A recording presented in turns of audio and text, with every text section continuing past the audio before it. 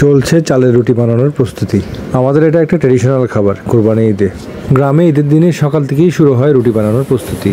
ঘরে ঘরে চলছে রুটি তৈরির উৎসব।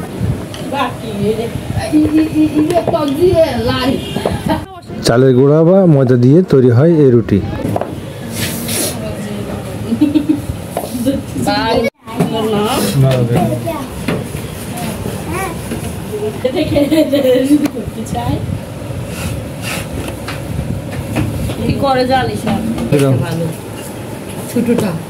আগে এটা ছাড়াও।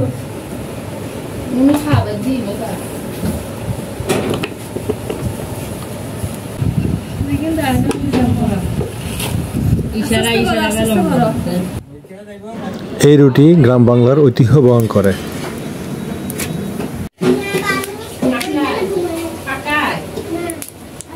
পবিত্র ঈদুল আজহার সময় এই রুটি দিয়ে কোরবানি মাংস খেতে সকলে পছন্দ করে।